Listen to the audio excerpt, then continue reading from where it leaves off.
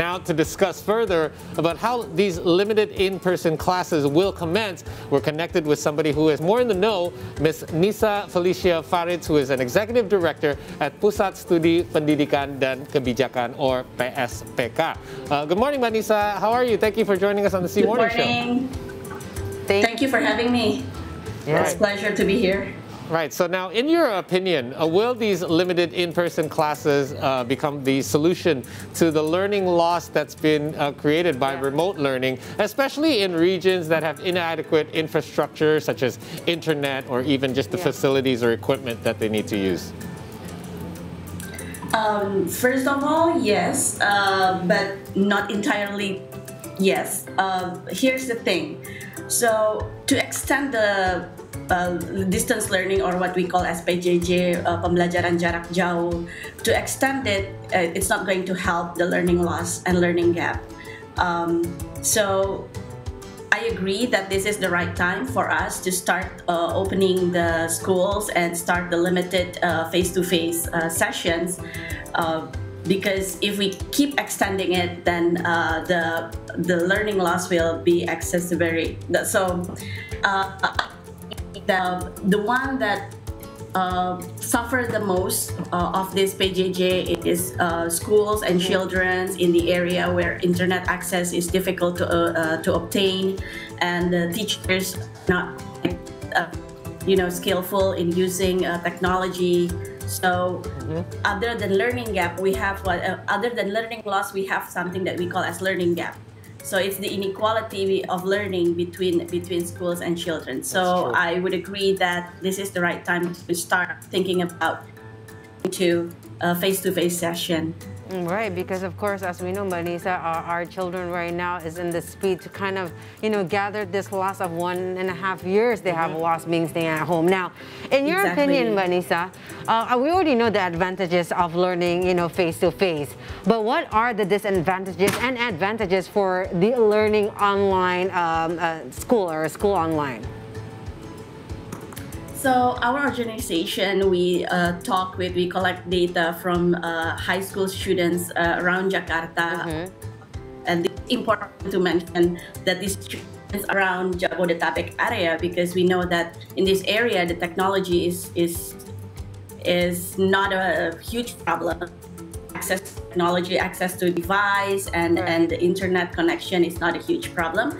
And after the 1.5 year, they experienced learning from home, they found, this is the benefit, they found their own learning styles. For example, some students say that the best time for me to learn is at around 9 o'clock, not 7. When the teacher forced me to learn at 7 o'clock, the best down in my classroom, but I don't really learn so much. Compared to if I start my laptop and do my assignment at 9 o'clock. So everybody has their own learning styles, and that's one of the benefits of PJJ, of the distance learning, that they found out that, so this is the best way for me to learn. And some of them says that I cannot really learn on the desk. I prefer to learn, sit down on the floor, and so that's the benefit of PJJ. But of course, the downside of the PJJ is for kids who have difficulties in accessing the computer and also the internet connection. Not to mention that sometimes in many families, even in Jakarta, when we know that the technology is there, but we know that in one family, students have to share the device with their parents, with their siblings, and it's difficult for them. Right.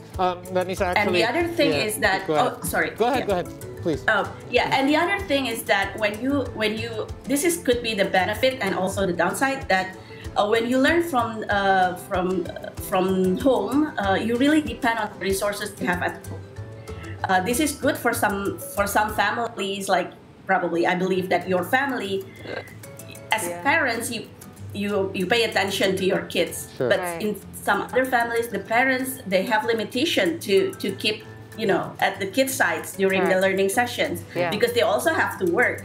So when you depend so much on the family, that's when the gap happens, because not family can support the same way. Right, and we are not trained as educators, so there's only so much we can do. There's only so much we can monitor. Sometimes we have to do housework, or some people have to do work from home. And it's interesting that you say some kids, they aren't able to learn at 7 a.m. Their brains work better at 9. Just like me, I keep telling my producer, my brain doesn't function until 9, but they keep making me come here at 6. Anyway, in all seriousness though, obviously this is a situation where there's going to be more and more students going back to school, and it's inevitable that there will be eventually some sort of transmission of COVID-19. So there's no way I can ask a question, how can we prevent the transmission of COVID-19 when students start to attend more and more classes? However, what are some of the safeguards, if you will, that are in place right now that you think will help prevent or lower transmission cases, and what else do you think needs to be considered to be added, in your opinion? Okay, so our organization support the DKI government and the district office in preparing the assessment, so that in DKI Jakarta, for example, before schools are open, they have to fill the self-assessment, and that assessment is part of the requirement before you open the schools. And in that assessment, you actually try to reflect whether your schools are ready or not to be open. Do I have enough toilets? Toilets is something that, of course, every school has toilets, but no, in Indonesia, it's still some issue. It's still an issue in some schools. So we have that assessment so that schools know whether they're ready or not, and then the district office knows whether the schools are ready or not, and they provide support the schools needs. So that is one thing to prevent the COVID-19 spread in schools. And the other thing is that in that assessment also, schools need to report whether they are able to provide classrooms with adequate air, what do you call it, the ventilation, and then you can space for students to learn. So everything that you need to provide as part of the protocol, you have to answer that in the assessment. That's one. And the other thing is that when you once you're open, it's not the guarantee that you're going to keep open all the time. So the monitoring system in Jakarta, we also provide the assessment, how the school districts and the superintendents need to monitor schools to ensure that if they're not following the protocol, maybe they need to, terminate the teaching and learning process in schools because it's not safe. So what we suggest is that don't wait until there's a positive COVID issues to close the schools. That's something that we keep advocating to school districts. Just keep managing and monitoring the situation, and just see how the numbers are, and keep evaluating on the go. And we're glad, by the way, we're lucky to live in a tropical country, because if you have to go through school in the winter season and you can't have any windows open and any kind of open circulation, I'm sure it'll be more challenging. And it's good to know also the government is paying attention and surveying and assess all the schools, and is giving, the kind of relief that parents knowing that. Makes me feel better. Exactly, when we send our school, everything's already surveyed and assessed itself. Now,